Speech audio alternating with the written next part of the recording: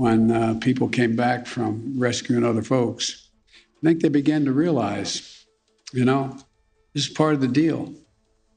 And to use my dad's expression, and I mean it sincerely, and a few of you knew my dad, you see, everyone's entitled to be treated with dignity.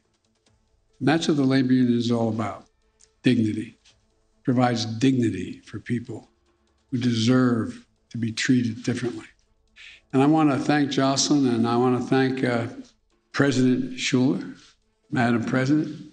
And I know you didn't expect to be in this role at this moment, but as I told you before, I believe that the future of American labor is in very good hands. I really mean it. Thank you.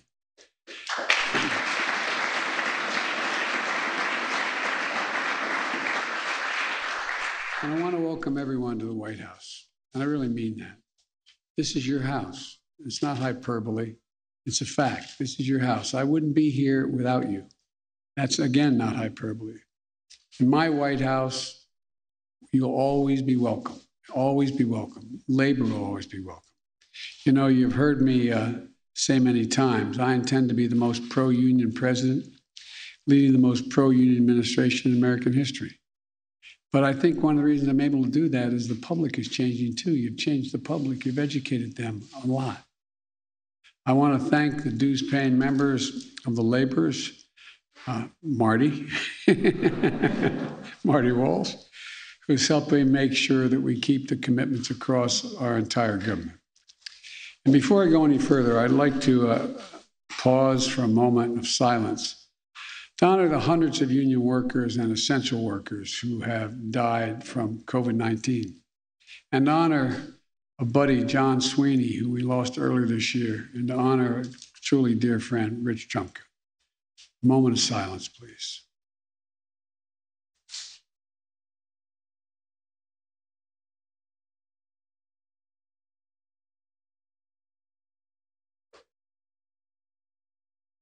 Thank you.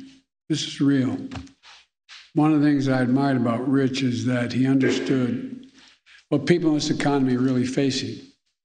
He, like most of you, felt it in his bones. He understood what had happened to workers in this country, like you do. I've got to know a lot of you really, really well. You just feel it. You taste it. You understand it.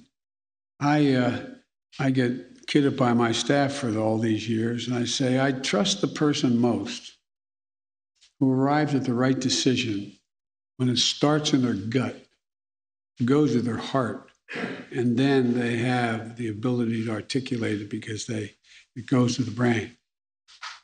They're the ones that never back down. They're the ones that stay with you. The ones who arrive at it intellectually are the ones that first, I welcome that, but they're not the ones who are stay to the end. And, Rich understood the past and the challenges like so many of you who've lived and led through these moments. But he also understood the future. I think he understood who built this country and the tools that were needed to build it back and build it back better. You've heard me say it 100 times. We're the only country in the world that goes into a crisis, and when we come out of it, we're stronger than before we went in it. That's by building back better. We're going to build back better. We have to. We must. We will. Because that's who we are. That's what America is. On Labor Day, we honor the dignity of the American worker. And every day we remember that America wasn't built by Wall Street. They're not all bad folks on Wall Street. I'm not suggesting that. But they didn't build America. It was built by the middle class.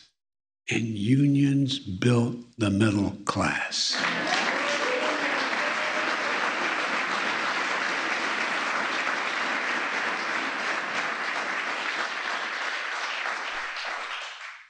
He gave workers a voice. All the way back from my great-grandfather Blewett, who was a mining engineer. Back to the days of the Molly Maguires and all the way and folks were treated in Northeast Pennsylvania in the coal mines. He gave people a voice. Molly Maguires, they were a little tougher. He gave him a hard time. He ended up on the doorstep in a bag. But, think about it. What are the basic things? My dad used to say, we just ought to give people ability to just be able to take a deep breath, have a little bit of breathing room. And what are those things? Well, healthcare, a pension, God willing, higher wages and a safer workplace, and protections against discrimination and harassment. That's not asking too much. We've fundamentally transformed how we live and how we work in this country. The reason we have is because of the victories won by labor. I'm going to be a bit repetitive. The 8-hour day, the weekend, time and a half for overtime, safety standards, sick days, victories for all of us. Because I might add, I notice when you all do that, everybody benefits, whether they belong to a union or not. Whether they belong to a union or not.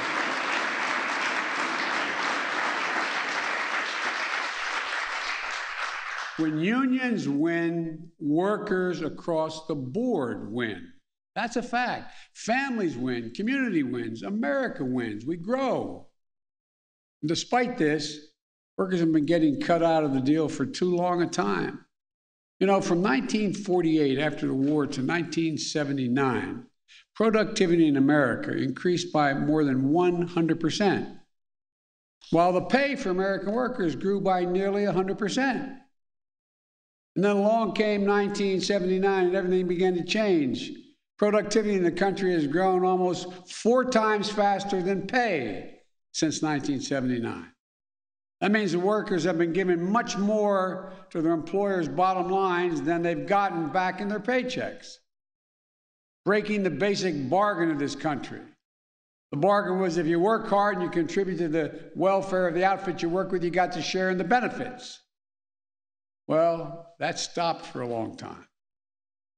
So you can carve out your piece of the middle class and make it a possibility. That's what got taken away for a lot of people. Instead, some people started seeing the stock market and corporate profits and executive pay as the only measure for economic growth. By the way, the stock market's gone up exponentially since I've been president. You haven't heard me say a word about it.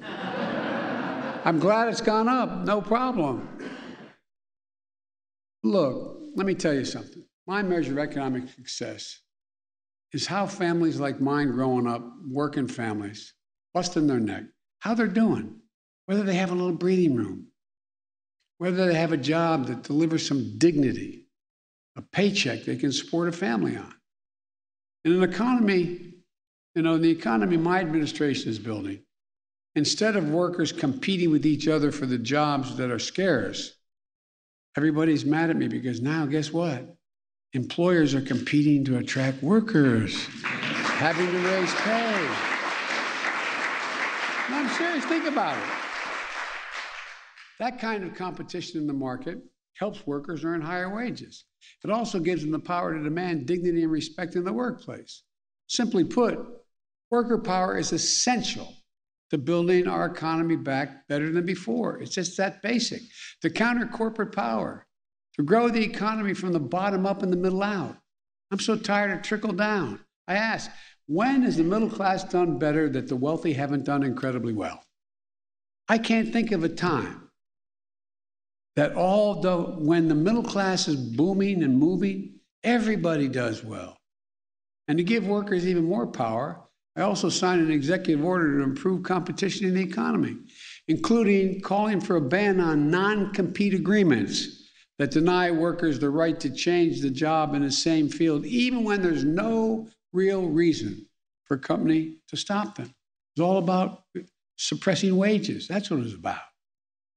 In Congress, when Congress passed the 1935 Labor Relations Act, it didn't just say you can have unions, should be allowed. That's how it's kind of viewed for a long time. It said that we, the government, should encourage unions and collective bargaining, making it easier. That's what it said. And I believe that every worker should have a free and fair choice to join a union. The law guarantees that choice. That belongs to workers, not to their employers or to special interests. That's why I signed an executive order creating a White House task force on worker organizing and employment to facilitate that choice whenever and wherever we can. Look, I want to thank Vice President Harris and Secretary Walsh, Marty, for leading that task force. That's why I want to see Congress pass the PRO Act and send it to my desk immediately. That's why I want us to extend organizing and collective bargaining rights to state and local government employees like transit workers, first responders, healthcare workers, and other essential workers. And guess what? The public seems to agree with that as well. Government should never be a barrier to workers organizing. It's government's job to remove those barriers. But it's up to workers to make the choice whether to organize or not, whether to form a union or not. And we need to help them understand why that can be the right choice for them. We know the economic reasons. Union members get higher wages, better benefits like health insurance and paid leave, protection against discrimination and harassment, and safer and healthier workplace. But there's another reason, a basic American reason. Workers who join unions gain power. Power over the decisions and the decision makers that affect their lives. Workers' voices are heard and heeded. In a simple word, the union means there is a democracy. Democracy. Organizing, joining a union, that's democracy in action. And it's about dignity on the job, but it's also about creating good jobs. When I came to office, our first job was to stop the economic bleeding, and it was the worst bleeding since Roosevelt. We passed the American Rescue Plan. That delivered shots in arms and checks in pockets and provided that extra breathing room for working families. It helped state and cities keep essential workers on the job, including educators, police officers, firefighters, sanitation workers. And thanks to the part of the rescue plan named for Ohio labor leader Butch Lewis, over 1 million retirees and workers across the country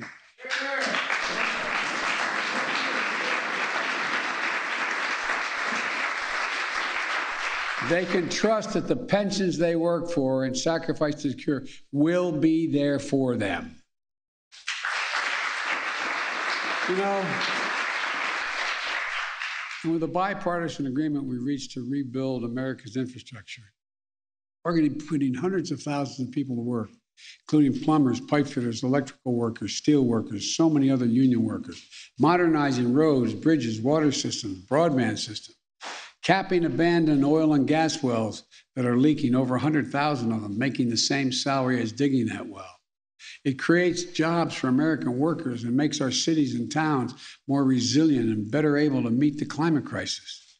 And to keep those jobs here at home, when your government spends the taxpayer's dollar, it's going to buying American goods, made in America by American workers.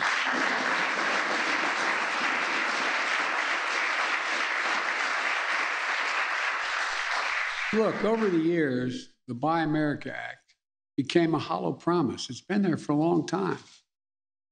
I'm going to make it a reality. The next stop is dealing with the ability to pass the rest of my Build Back Better agenda.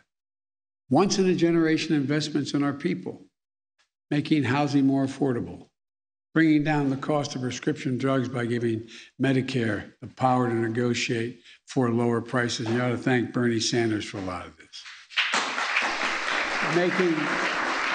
Making elder care and child care more affordable while improving the pay for home care workers and child care workers. Providing paid family leave and medical leave so that no worker is forced to choose between their job and their caregiving responsibilities. You've all fought for all these things. We got to make them available everywhere. Provide 2 years of free university high-quality pre-K and high-quality pre-K 2 years that are needed. It shows that if you send a kid to school at age 3, 4, and 5, they increase by 56% the possibility of, no matter what the background, that they'll go through school all 12 years and do well. And when I asked, you know, in the Obama administration, I was asked to find out from the CEOs of the Fortune 500 what they most wanted, what they most needed, what was their greatest concern. And over, I think it's, don't hold me to the exact number, 348 or 47, I can't remember the number we got to, said the single most important thing is they needed a better educated public. But guess what? They weren't paying for it. And guess what? Does anybody think if we were starting off from scratch, setting up public education, we'd say 12 years is enough in the 21st century? So look, we have to invest in high quality job training and apprenticeships in fast growing sectors. Compete to give middle class families a well-deserved tax cut for daycare and health care, and provide a significant monthly tax cut for working families with children. That's what it is. Everybody talks about my child tax credit. It is a tax cut for ordinary folks. That's what it is.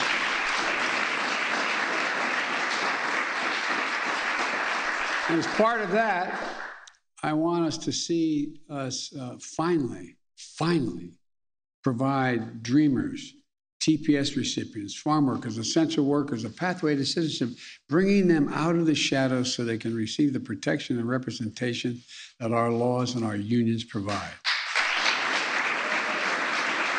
Folks, we're making progress. Our economy has added 750,000 jobs a month on average during the past 3 months since I've been here. There are more than 4 million jobs since I took office. In the first half of this year, our economy grew fast at a fastest rate in 40 years. Unemployment is down. My Build Back Better investments are going to allow us to keep and progress and move further in the years to come. Just want to add one more thought in closing. While the pandemic has prevented me from traveling as much as I'd like, I've had a chance to meet with many of your brothers and sisters and many of you, the proud UAW members building cars and trucks in Pennsylvania and Michigan, and noting that the big three have decided that, along with the support of those unions, going electric. So we own that market. Steelworkers in Portsmouth, Virginia, longshoremen and firefighters in Columbus, ASME workers in Allentown, IBW workers and iron workers and nurses and grocery store workers in Cincinnati, plumbers and gas fitters in Maryland, AFT teachers in Virginia. And by the way, of course, I sleep with an NEA member every night, same one.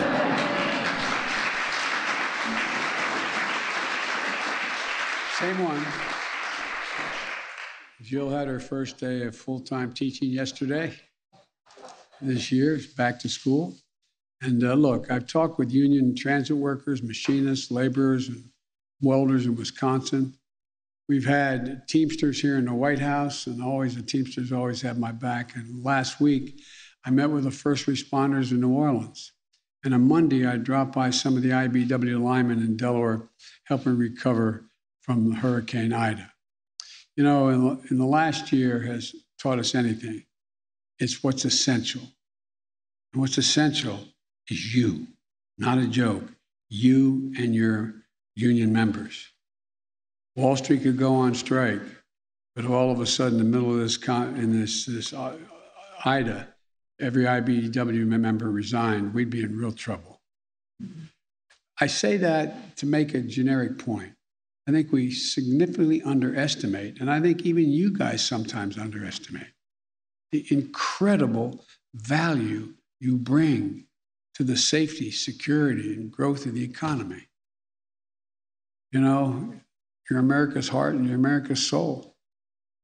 And we all need to fight as hard for them and work as hard for them as we can. And I want to say the press was very, not just the press, a lot of people were very, very skeptical that when I was talking about we had to deal with the environment, that labor would never help. Well, guess what? Labor's the reason it's working. Labor stepped up because you all understand. And I made a promise and I'll keep it, that what we're talking about here is when you think of global warming, think of jobs. Jobs. All the jobs we're going to create, making us once again the fastest growing we are now, and most competitive economy in the world. So, folks, you do it all. I'm sorry to go on so long, but I can't thank you enough for all you've done for the country and what you've done for me over my career. You've educated me, you brought me along, and you've always been there. Now, I'm supposed to stop and walk out of the room here. I'm going to stop, but with your permission, I'm going to walk into the room because I want to say hello to all. Thank you.